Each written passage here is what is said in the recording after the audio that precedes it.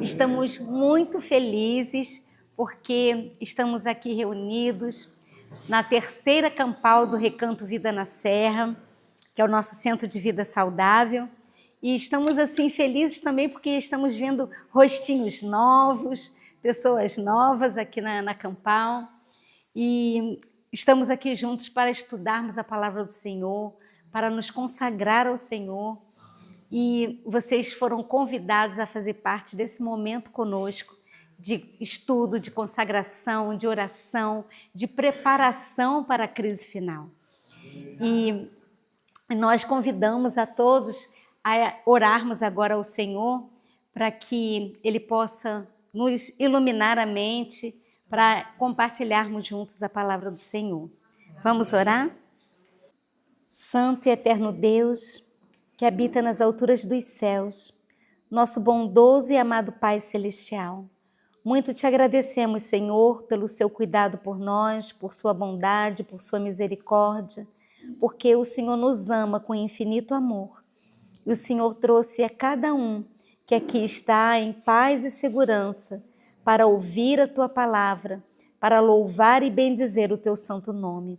Muito obrigada, Pai, por esse sábado feliz que aqui estamos passando, na companhia dos nossos queridos irmãos, porque sabemos que muito em breve estaremos todos juntos contigo, Senhor, no dia da tua breve volta, onde o Senhor vai reunir uma grande multidão de remidos para passar a eternidade contigo. Ó Pai querido, nós pedimos agora a iluminação do teu Santo Espírito, para que possamos compartilhar a tua santa palavra, a sua vontade, o que o Senhor deixou escrito para o nosso preparo individual. Ajuda-nos, Senhor, a fazermos a tua santa vontade. Ajuda-nos, ó Pai, a sermos fiéis a ti. Encha-nos, Senhor, com o teu Santo Espírito, para que Jesus habite em nossos corações e que possamos, ó Pai, fazer uma entrega completa das nossas vidas a ti. Agora nós vamos ouvir um louvor especial, um louvor de gratidão e adoração a ti. Que tudo que nós fizermos seja para honrar e te glorificar. Te agradecemos essas bênçãos no doce e maravilhoso nome de Jesus. Amém, Pai. Hoje vai ser uma mensagem diferente, né? À luz de velas. Eu vou compartilhar com vocês alguns textos. Nós estamos, assim, num momento muito solene do nosso tempo, na história dessa terra. Um momento em que estamos realmente vivendo os últimos dias desse mundo. E Deus pede um preparo muito necessário para momentos que ainda estão diante de nós. Então, a proposta dessa campal, o título é Guarda, a que horas estamos da noite? Estudar os últimos eventos da profecia. Nós vamos estudar temas assim extremamente importantes, como sacudidura, chuva serôdia, selamento, 144.000, toda a preparação para a crise final, reavivamento e reforma, que é o que a gente vai estudar agora, que é a consagração. Vamos estudar sobre o tempo de angústia prévia, o tempo de angústia de Jacó, o alto clamor. Então, são as pragas, né, que vão cair sobre a terra. Então, são temas muito, mas muito importantes para nós. E o mais interessante, o que a gente tem visto aqui, infelizmente, hoje, como igreja, nós não temos estudado esse assunto. Por isso que Deus tem reavivado um pouco aqui e um pouco ali. Tem aquela pergunta, vocês vão ver a igreja toda reavivada? Não, tal tempo nunca há de vir. Então, eu quero compartilhar com vocês sobre consagração. E eu quero mostrar para vocês algumas ideias de definição de consagração, que é o reavivamento e a reforma. E eu queria que vocês também dessem umas ideias do que o que é consagração? Porque ser religioso não é ser reavivado. Religiosidade não é reavivamento. A gente vai entender o que é reavivamento, o que é reforma. Então, queridos, esse reavivamento só existe quando nós nos consagramos ao Senhor. Então, eu vou dar algumas definições e vocês vão me ajudar com outras. Consagração. Vou dar aqui um exemplo para vocês. Consagração que Deus requer de nós é intimidade. Concordam? Intimidade com Deus. Companheirismo. Conhecimento. A palavra do Senhor fala, a vida eterna é esta, que te conheçam a ti só como o único Deus verdadeiro e a Jesus Cristo a quem enviaste. João 17,3, né? Então, é comunhão. Consagração é o quê? Priorizar estar com Deus. Alguém pode me definir mais uma palavrinha, uma única palavrinha, o que significa consagração? Como? Eu considero que consagração é andar com o sagrado. Uhum. Andar com Deus, né? Uhum. Consagrando, isso. O que mais? Mais alguém? Santificação. Eu acredito também que a consagração tem muito a ver com a entrega. Entrega. Do coração, Uhum. das forças e de todo o seu Senhor. Sim, tá aqui na minha listinha, irmã, a entrega. O que mais? Permanência. Permanência, dedicação, fé. Oi? Perseverança. Vocês estão falando toda a minha lista aqui. Quem mais? Submissão. Renúncia. Intimidade. Proximidade. Filiação.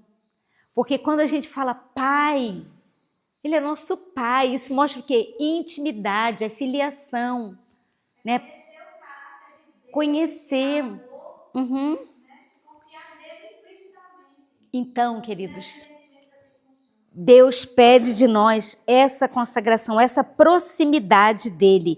Eu vou ler aqui um texto que fala assim, Mensagens Escolhidas, volume 1, 121.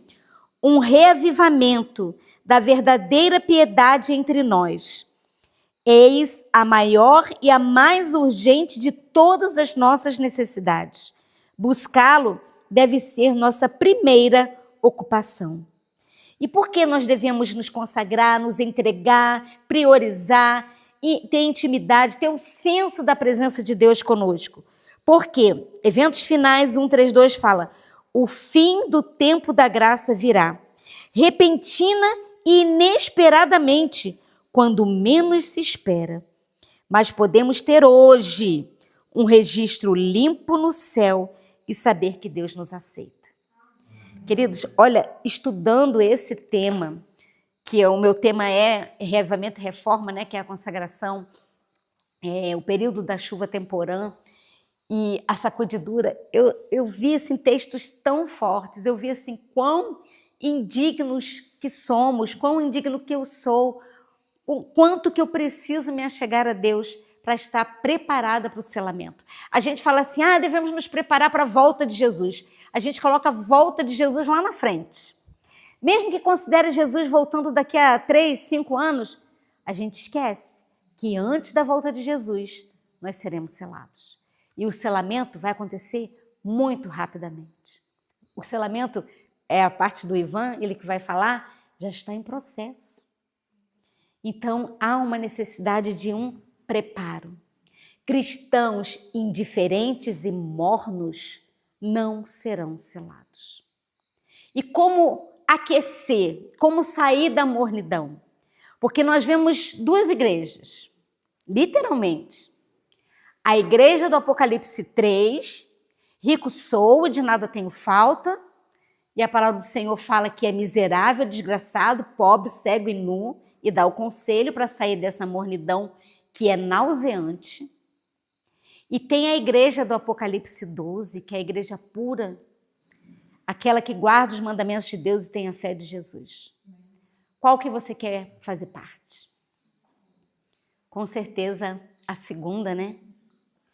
Porque, queridos, essa mensagem de Laodiceia envolve a igreja como um todo. Não é somente igreja denominacional. Não é aqueles que professam a verdade presente ou uma obra de sustento próprio. Não é aquele que está pregando a justiça pela fé. São todos que estão num estado de mornidão nauseante. Todos nós. E é muito mais grave, quanto mais a gente aprende a verdade, mais detalhes da verdade presente, mais esse texto aplica-se a nós. Porque se nós vivermos essa verdade, aprendermos ela, mas não vivemos, essa questão da mornidão recai sobre nós. E precisamos sair dessa situação, senão não seremos salvos. É muito sério. A palavra do Senhor ainda fala assim: não permitais que coisa alguma tire vossa atenção do ponto. Que farei para herdar a vida eterna? Esta é uma questão de vida ou morte que cada um de nós deve assentar para a eternidade. E Hebreus 2:3 fala: como escaparemos se negligenciarmos tão grande salvação? Então, esse texto aqui que eu vou ler agora, gente, é muito forte, de nossa alta vocação, 3:4. Muitos estão conscientes de sua grande deficiência. Leem e oram e resolvem. Quantos somos assim, né? Lemos, estudamos, estamos sempre aprendendo, orando, buscando, todavia não fazem progresso. Por quê? Parecem incapazes de resistir à tentação. A razão é que não se aprofundam suficientemente. Eu lembro que na campal passada, eu acho que foi o Ivan que pregou sobre a terceirização da salvação. Hoje nós vemos irmãos que vivem de lives. Meet, Google Meet, Zoom. Ali é a consagração dele.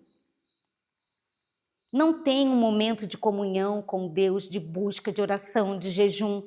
Só fica esperando as lives chegarem. Isso é muito sério, irmãos. Isso é muito sério. Então, nós não temos que depender a nossa salvação do que o outro tem para nos oferecer. Nós temos que buscar de madrugada. E Jesus fala: busca que você vai me achar. É uma promessa de Deus. Ele será achado por nós. Se nós buscarmos a Ele de todo o nosso coração, fizermos uma entrega completa a Ele. Porque Ele quer habitar em nós, né? Cristo em vós, a esperança da glória, é uma realidade.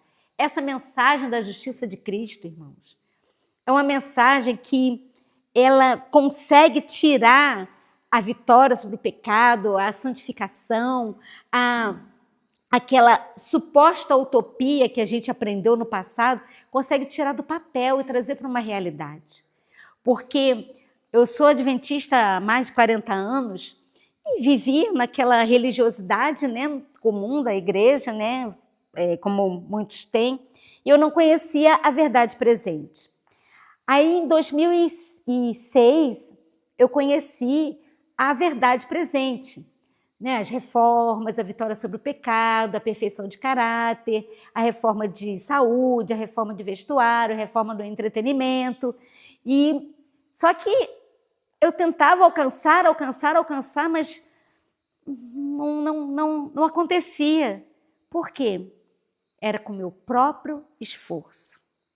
Então eu via que eu tentava uma impossibilidade, vencer em minhas próprias forças, legalismo. Mas quando eu conheci, há uns 3 anos atrás, a mensagem da justiça de Cristo, a mensagem de 1888, que foi pregada em Minneapolis, ela trouxe libertação. Porque é Cristo em nós, é Ele que faz as obras. Ele que faz em nós, Ele que opera. E quando Ele opera as obras dele em nós, o obedecer passa a ser natural, mas é de cima para baixo, não é de baixo para cima. Então, foi maravilhoso. Essa mensagem, sim, é libertadora, porque é Ele que opera, é Ele que faz em você.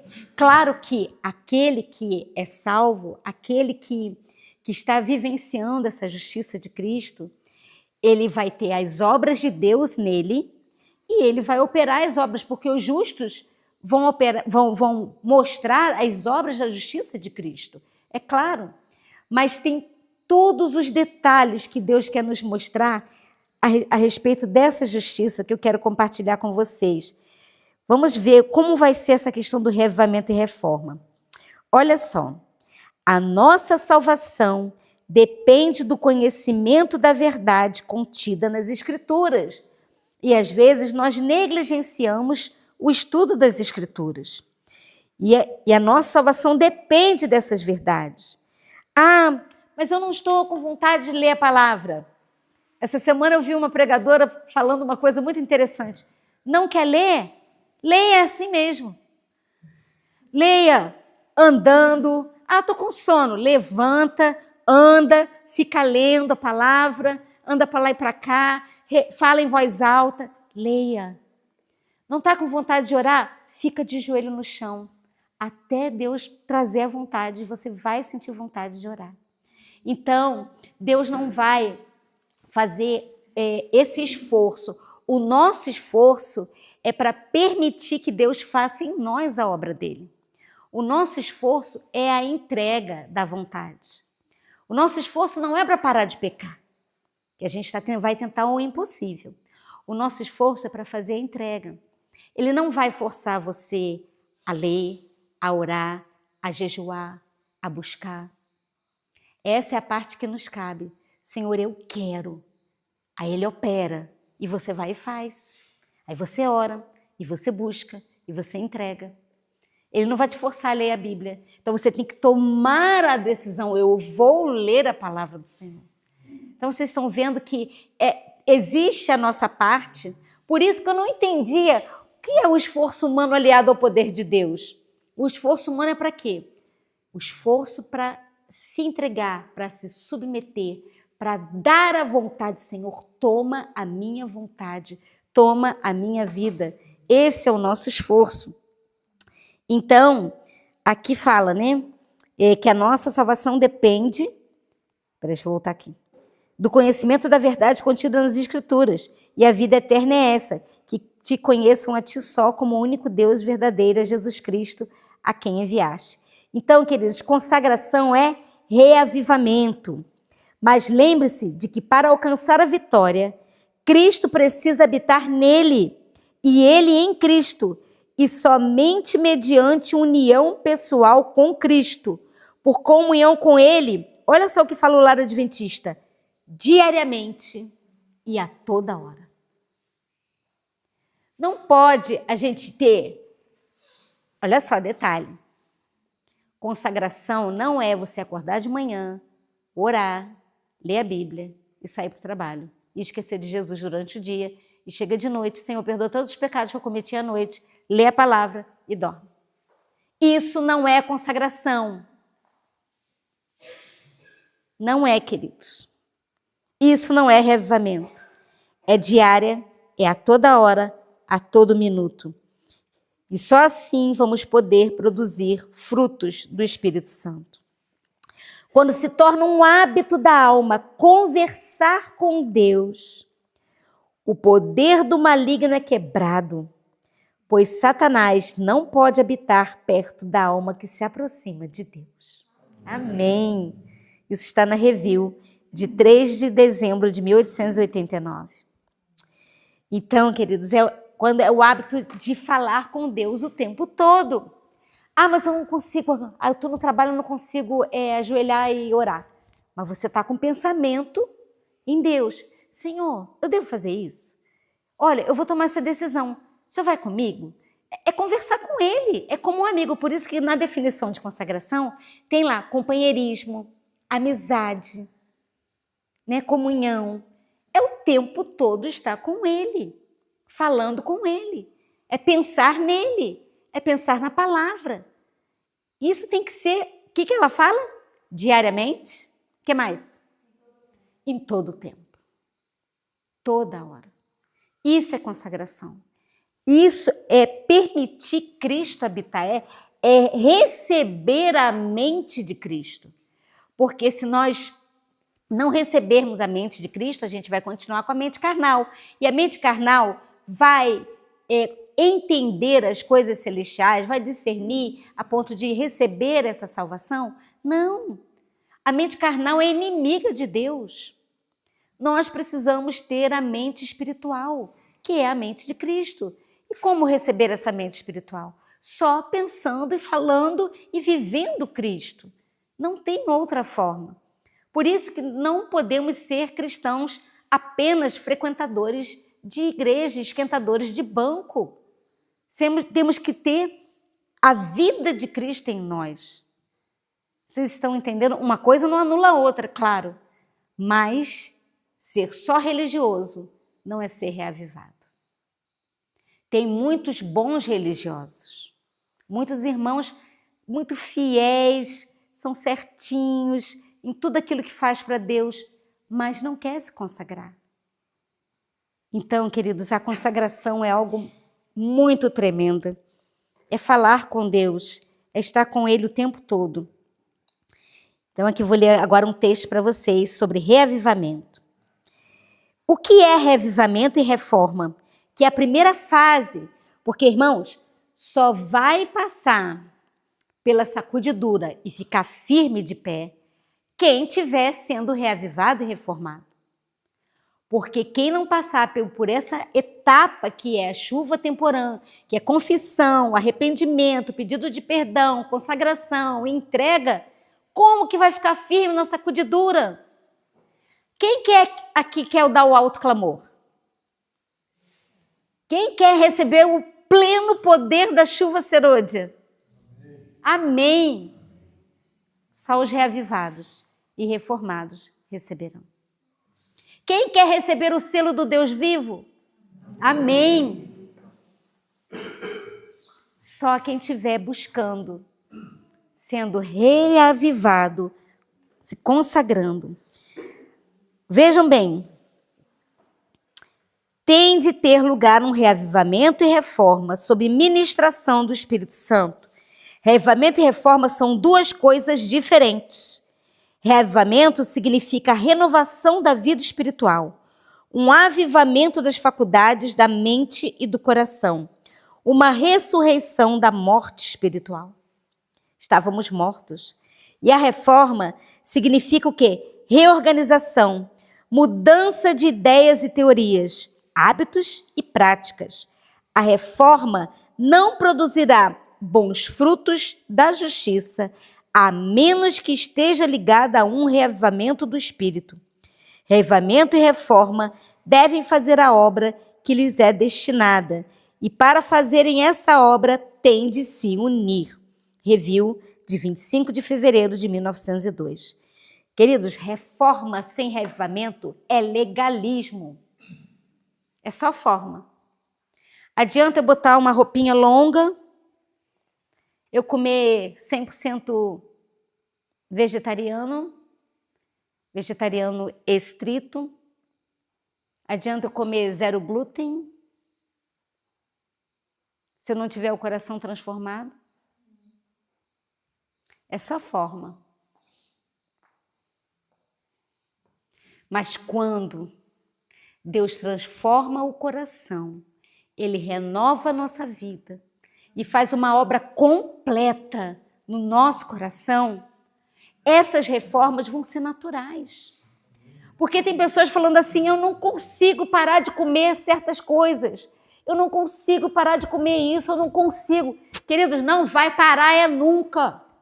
Não tem como. Porque o nosso coração é inclinado a fazer o que é errado. Você está tentando fazer reforma de saúde por conta própria, mas quando a justiça de Cristo cai em você e Jesus habita em você, o comer o correto, vai ser natural. Você não vai querer desagradar a Deus, você não vai querer poluir o teu corpo, que é o templo do Espírito Santo. O segredo da vitória é a justiça de Cristo. Não tem outra forma de vencer o pecado, de vencer as tentações, de vencer os maus hábitos. Não tem. Então, não pensa que eu vou me reformar para Deus se agradar de mim. Deus não está preocupado com isso. Ele está preocupado com a sua entrega, com o seu coração. Porque Ele sabe que o dia que nós nos entregarmos completamente a Ele, a nossa vontade, o exterior, tudo vai ser mudado. Ele vê esse esforço, né, de querer, né, o desejo de mudar, e ele vai e opera, né? Olha, a vontade refinada, santificada, encontrará seu mais elevado deleite em fazer o seu serviço. Quando conhecemos a Deus, como nos é dado o privilégio de o conhecer, nossa vida será de contínua obediência. Então, como que a gente conhece a Deus? Ou como que a gente obedece a Deus? Conhecendo. Primeiro precisa essa comunhão, essa entrega. A obediência será natural. Vocês estão entendendo? Mediante o apreço do caráter de Cristo, por meio da comunhão com Deus, o pecado se nos tornará aborrecível. É isso que nós temos que pedir ao Senhor, que nos dê ódio ao pecado. A gente precisa odiar o pecado. Vocês lembram que Jesus, ele foi ungido com óleo de alegria, lá fala em Hebreus, porque ele odiava a iniquidade e amava a justiça. Nós precisamos ter esse ódio pelo pecado e amar a justiça, que é o correto, que é aquilo que é a vontade do Senhor. A vontade refinada, não, isso aqui eu já li, a vida de Deus na alma. Olha só essa frase, gente. A vida de Deus na alma, eis a única esperança do homem. Nós não temos esperança nessa vida, a não ser a vida de Deus em nós. Então, se nós nos acomodarmos com esse cristianismo mesquinho que nós vivemos, de cumpre seus compromissos, todo sábado volta para casa, a mesma coisa como era sempre. Essa religiosidade sem consagração não vai resolver a nossa vida. A vida de Deus em nós é a única solução para nós. Nós não precisamos de um formalismo seco. Todos quantos desejam que seja o seu nome conservado no livro da vida, devem agora, nos poucos dias da graça que restam, afligir a alma diante de Deus em tristeza pelo pecado, em arrependimento verdadeiro. Deve haver um profundo exame do coração e fé. Que tremendo. Quando estivermos diariamente sob o controle do Espírito de Deus, seremos os observadores dos mandamentos de Deus. Vocês estão vendo que não tem como a gente guardar os mandamentos por nós mesmos, por esforço próprio? A irmã White fala que nós estamos tentando o impossível. Mas quando o Espírito Santo domina a nossa mente, o nosso coração, aí sim é possível obedecer a todos os mandamentos do Senhor. Isso está no Cuidado de Deus 316. O Espírito Santo é que opera as reformas em nós. É Ele quem muda o nosso falar, o nosso pensar, o nosso andar, o nosso comer e o nosso vestir. É Ele que faz essa mudança. O nosso esforço é para não impedir Jesus de fazer a obra que Ele quer fazer em nós. Aquilo que era objetável no caráter é purificado da alma, quando a gente permite, né? Por amor de Jesus, todo egoísmo é expulso, toda inveja, toda palavra iníqua é desarraigada e efetua-se uma transformação radical no coração. Essa é a obra que Ele quer fazer em nós, se nós assim permitirmos. Olha só esse texto.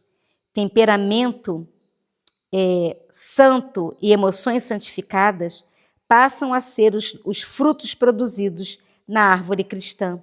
Ocorre uma transformação completa. Esta é a obra a ser feita.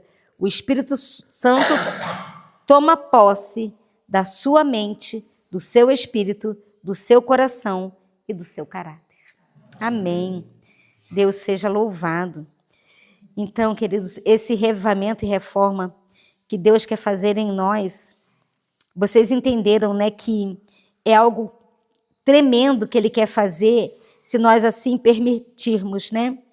E é uma obra real, operada pelo Espírito Santo no caráter. Em Colossenses 1, 26 e 27, é isso que a gente fala, né? O mistério que esteve oculto desde todos os séculos e em todas as gerações e que agora foi manifesto aos seus santos, que é Cristo em vós, esperança da glória. A justiça de Cristo não é uma capa para encobrir pecados não confessados e não abandonados.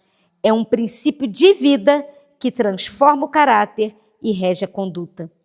E é o caráter e não ter o nome nos livros da igreja que vos torna cristãos. Muito claro. Olhando para o alto, página 28. O que torna vocês, eu, cada um de nós, cristãos? É o caráter.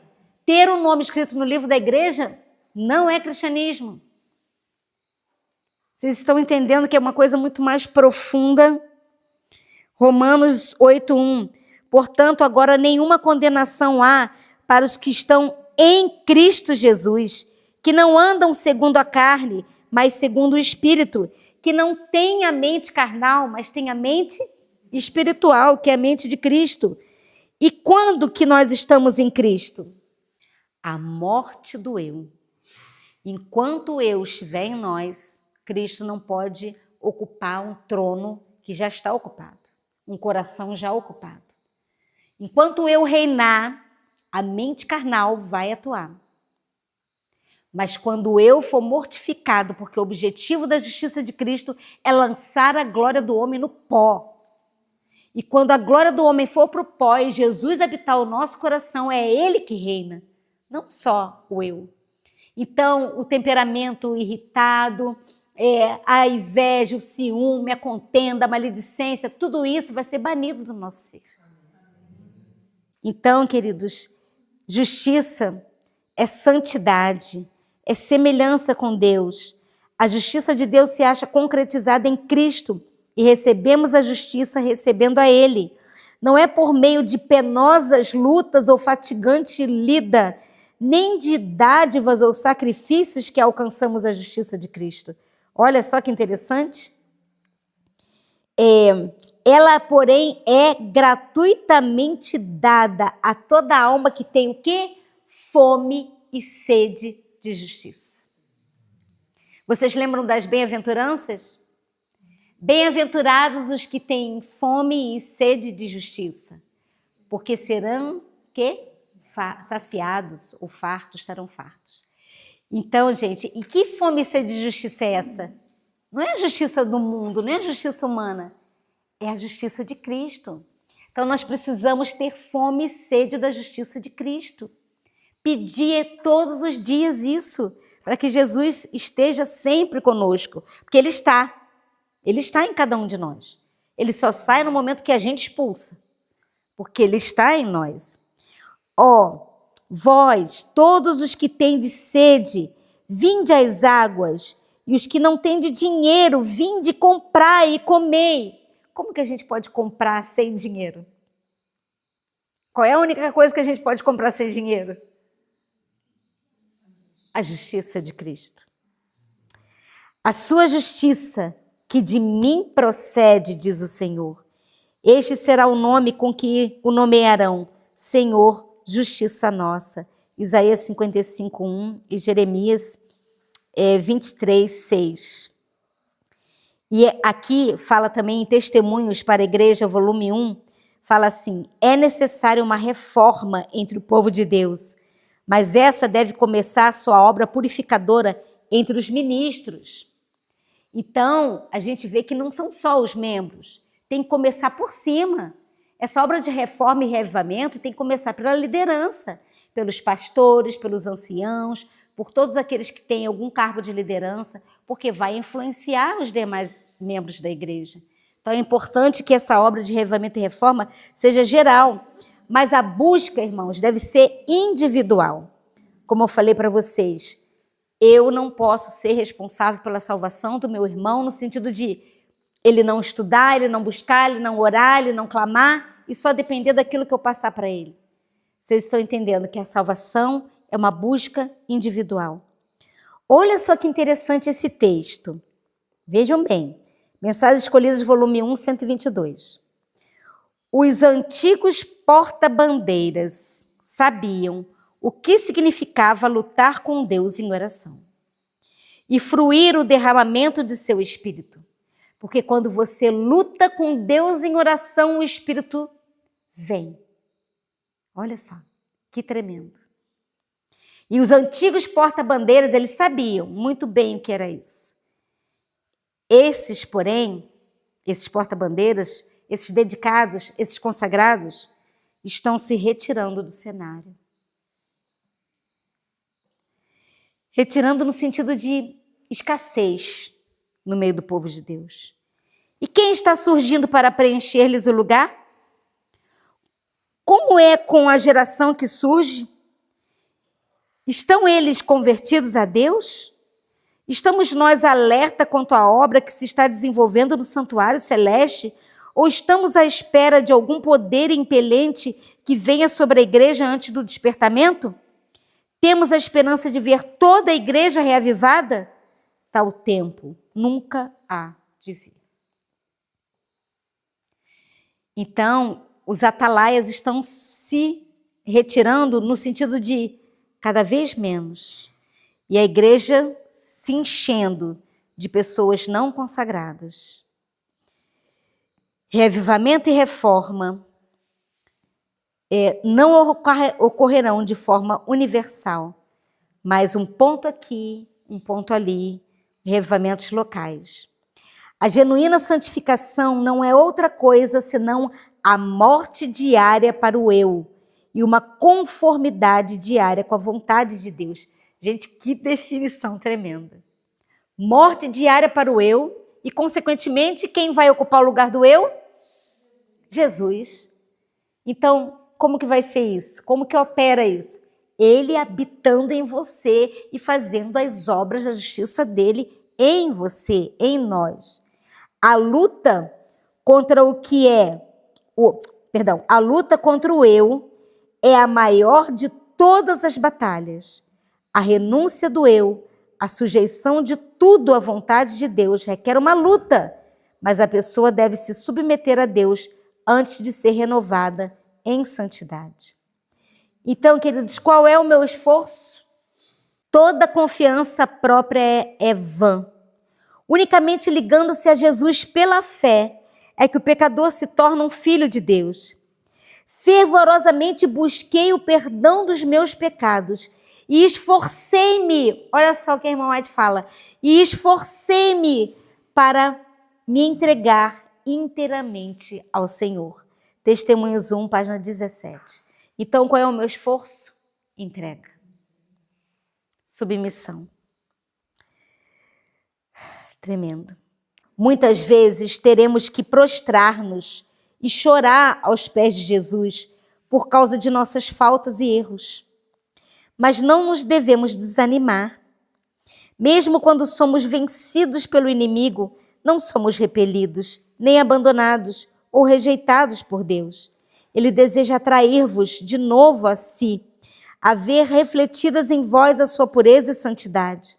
E se tão somente vos renderdes a Ele, aquele que em vós começou a boa obra, há de continuar até o dia de Jesus Cristo. Orai com mais fervor e mais plenamente. Amém. Então, se nós cairmos, não devemos desesperar. Orai com mais fervor e crede, estava aqui apagadinho, crede mais plenamente. Então, gente, a gente precisa entender que é Deus que faz essa obra em nós. Olha, Isaías 26:12 fala: Senhor, tu nos darás a paz, porque tu é o que fizeste em nós todas as nossas obras. Alguém tem obra própria? As obras que ele faz em nós são as obras de justiça de Deus. Mas o justo tem obra, não tem? Tem. Mas não é justiça própria. É Deus fazendo. Então, como que... Assim, eu falo assim, como é que eu posso dizer? Nós somos salvos pela graça, somos salvos pela fé. Mas como que o salvo vive? Como que aquele que recebe a graça de Cristo vive? Em conformidade com a vontade de Deus. Só que isso não é forçado, é natural. Por quê? Como em tudo que vocês falaram. Comunhão, companheirismo, amizade, intimidade, entrega, compromisso. Todas aquelas frases, as palavras que vocês falaram. Estar com Ele, viver para Ele. Em Cristo, por isso que Paulo fala, em Cristo vivemos, nos movemos e existimos. Ele é a essência da nossa vida. Sem Ele nós não respiramos. Porque se nós deixarmos de pensar em Cristo em um só momento, nós somos tentados a nos desviar dele. Isso é muito sério. Isaías 60:21 fala: e todos os do teu povo serão justos, para sempre herdarão a terra, serão renovos por mim plantados. Olha que Deus fala. Obra das minhas mãos, para que eu seja glorificado. Então, até para que ele seja glorificado em nós, é ele que planta, é ele que faz, é ele que molda, é ele que é o olheiro, é ele que é o jardineiro, é ele que faz tudo. Ó, lava o teu coração da maldade, ó Jerusalém, para que seja salvo. Até quando permanecerão em ti teus vãos pensamentos? Jeremias 4:14. E assim todo Israel será salvo. Romanos 11, 26, 27. Como está escrito: de Sião virá o libertador e desviará de Jacó as impiedades. Esta é a minha aliança com eles, quando eu tirar os seus pecados. Amém. É obra dele, é ele que faz. Agora eu vou falar um texto que parece que é contraditório com isso que eu li. Vamos ver. A expulsão do pecado é o ato da própria alma. Como é que agora eu li que é Deus que tira o pecado e agora é o ato da própria alma? Vamos ver. Na verdade, não possuímos capacidade de livrar-nos do controle de Satanás. Mas quando desejamos ser libertos do pecado e na nossa grande necessidade clamamos por um poder fora de nós e a nós superior, as faculdades da alma são revestidas da divina energia do Espírito Santo e obedecem aos ditames da vontade no cumprir o querer de Deus. Amém. Por isso que é da própria alma, por quê? Aquilo que a gente já falou, a entrega. Quando eu me submeto, eu faço a minha parte, né? Que é a entrega. Antes dos juízos finais de Deus caírem sobre a terra, haverá entre o povo do Senhor avivamento da primitiva piedade que não fora testemunhado desde os tempos apostólicos. O Espírito e o poder de Deus serão derramados sobre os seus filhos. Mas olha só, há um alerta para nós. Há na igreja pessoas não convertidas e que não se unirão em fervorosos e prevalecentes orações. Olha só que interessante. Ela diz que são convertidos os que fazem perseverantes e insistentes orações. Então, se nós não orarmos, não buscarmos, esses são os cristãos mornos, não convertidos. Precisamos orar mais e falar menos. Abundante é a iniquidade e o povo deve ser ensinado a não se satisfazer com uma forma de piedade sem o Espírito e o poder. Se intentarmos esquadrinhar o próprio coração, afastando nossos pecados, corrigindo nossas más tendências, nossa alma não se encherá em vaidade. Desconfiaremos de nós mesmos, possuindo permanente senso de que a nossa suficiência é de Deus. Então, nós dependemos de Deus para tudo.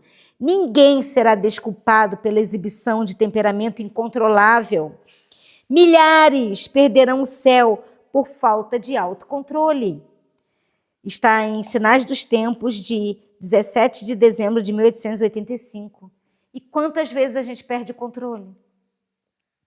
Eu vou ler um texto, não sei se é aqui ou no notebook, que ela fala que aquele que se irrita e perde o controle não tem o Espírito de Cristo nele. Eu fiquei muito chocada quando eu vi esse texto, porque quantas vezes a gente perde o controle por detalhes, perde o controle com o esposo, com os filhos, com o irmão, com o amigo, com os pais. A gente fala a palavra áspera e ela fala com todas as letras. Eu acho que está aqui. Que quem tem um espírito impaciente e fala palavras ríspidas e fala de forma impetuosa, com irritação, não tem o Espírito de Cristo. Mas o pior, ela fala, tem o espírito de Satanás nele. Ai, é terrível. É a raiz de todos os males, né? O orgulho, o egoísmo, né? Que impera em nós. Em Cristo, a graça suficiente para superar todos os nossos maus traços de caráter e a força é encontrada somente nele. Não podemos ficar irritados e impacientes e ainda sermos cristãos. Olha, porque um espírito irritável e impaciente não é o Espírito de Cristo. Mais uma vez confirmando, né? Está na Review de 1888. O homem que cede à impaciência está servindo a quem? A Satanás. Testemunhos 4, 606. Satanás assume o domínio de toda a mente que não está decididamente sob o domínio do Espírito de Deus. Examinai a vós mesmos, se permaneceis na fé. Provai a vós mesmos, ou não sabeis quanto de vós mesmos que Jesus está em vós, se não é que já estáis reprovados. 2 Coríntios 13, 5. Vamos ver mais um texto aqui. Se tão somente vigiardes continuamente em oração. Eu sublinhei isso aqui porque não é vigiar em oração. É de que forma? Uma dona de casa, por exemplo, tem que preparar comida, tem que lavar a louça, tem que lavar o banheiro, não pode estar fazendo a comida, Senhor, eu estou preparando esse alimento que é para minha família, que é uma dádiva que o Senhor deu. Aí agradece e fala com ele e fala, Senhor, agora eu vou lavar essa louça. Então, assim, você tem que estar sempre pensando nele, sempre orando. Então, por isso que fala orar sem cessar, é uma constante espírito de oração. Vigiar de continuamente em oração. E se fizer de tudo como se vos achasseis na imediata presença de Deus, isso também é consagração, gente? É ter o senso da presença de Deus o tempo todo. Sereis guardados de cair em tentação e podereis esperar conservar-vos puros, irrepreensíveis e incontaminados até o fim. Gente, o segredo da vitória. Qual é o segredo da vitória? De ficar incontaminados, puros até o fim, para sermos selados. Constante oração, constante consagração. Aí você vai estar livre dos poderes da tentação. Mas você dirá, como eu vou saber que Cristo está no meu coração? Isso está na Review de 1887, de julho. Olha só esse texto. Como eu vou saber se Cristo está no meu coração? Se quando você é criticado ou corrigido em seu caminho e as coisas não saem exatamente como você pensa que deveriam, se você deixar a sua paixão surgir em vez de suportar a correção e ser paciente e bondoso, Cristo não está permanecendo no seu coração. A prova é essa, porque enquanto você está sendo, né, bajulado, acariciado, falado com brandura, todo mundo sabe ser brando. Mas se alguém te ofende, na mesma hora a gente quer o revide. Isso é terrível. Por isso que Tiago 4, de 7 a 10 fala, sujeitai-vos, pois, a Deus. Olha de novo a sujeição. Mas resisti ao diabo, e ele fugirá de vós. Chegai-vos para Deus, e ele se achegará a vós. Limpai as mãos, pecadores, e vós de espírito vacilante. Purificai os corações, humilhai-vos perante o Senhor, e ele vos exaltará. Irmãos, olha, a gente já leu esse texto de Tiago quantas vezes? Inúmeras vezes, né? E a gente não parava para mastigar, para meditar o texto, né?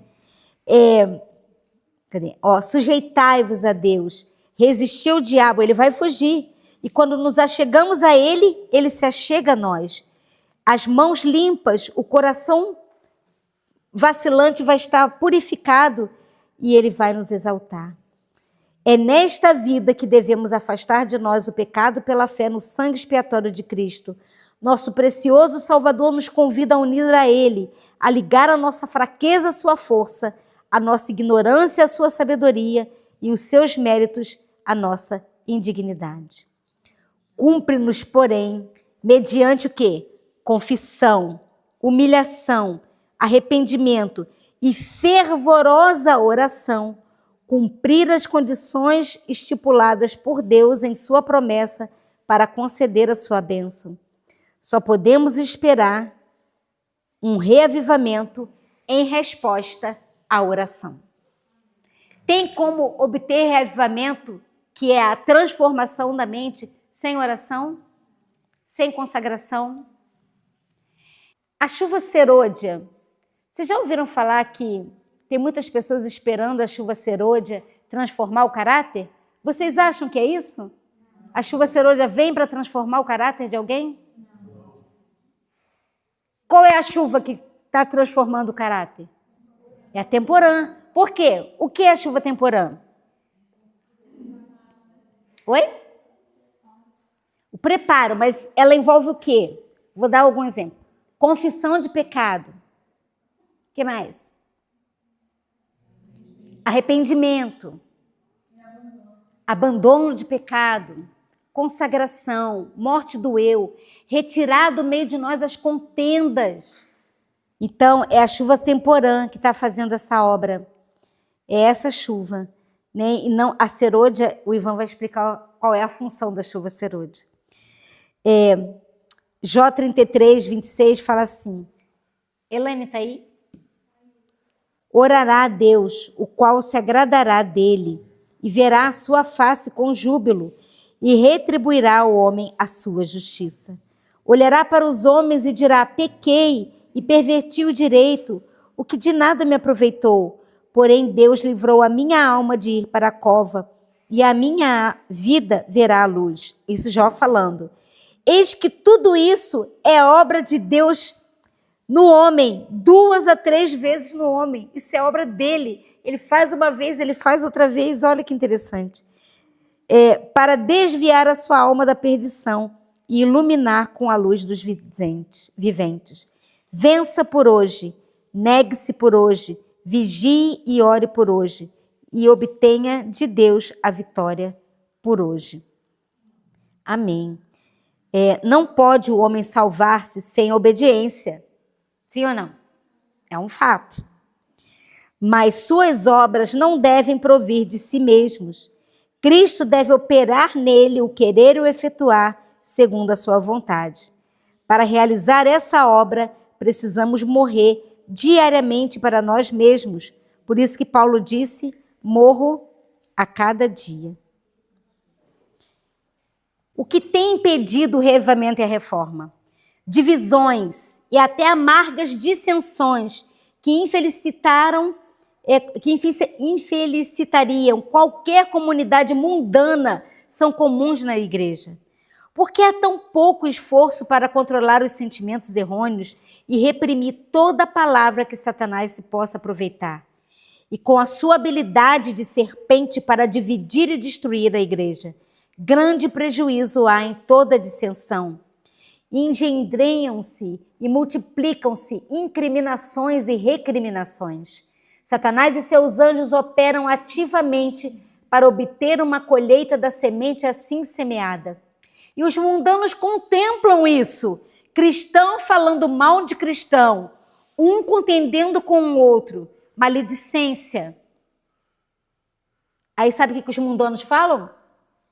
Zombateiramente. Como esses cristãos se aborrecem uns aos outros? Se isso é religião, não a queremos. E é o mundanismo, é a falta de consagração, a dissensão e a contenda que tem nos prendido a esse mundo hoje. Isso é muito sério. A palavra de Deus é univos, univos. Nós temos que nos unir. Unir como? Em quê? Na verdade. Né? Unir na verdade. E também não é tempo de celebrar. Estamos no tempo de jejuar, orar e clamar. Emocionalismo não é reavivamento. Às vezes a gente pensa, né, que vou reavivar. É emoção, é cantar, é dançar. Não.